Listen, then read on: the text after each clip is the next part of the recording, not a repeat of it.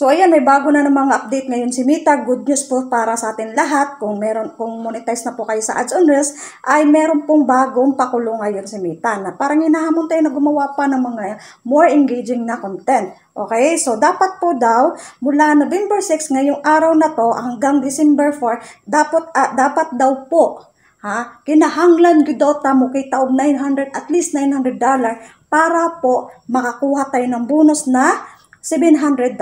Okay? So, malaking bagay na po yan.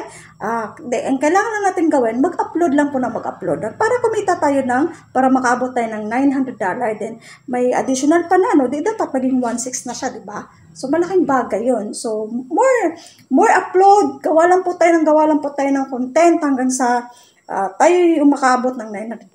So, kung hindi naman, kahit pa paano, kahit mag $100 yan, malaking bagay na po yan, ano? So, hanggang dito na lang po, sana po nakatulong sa inyo.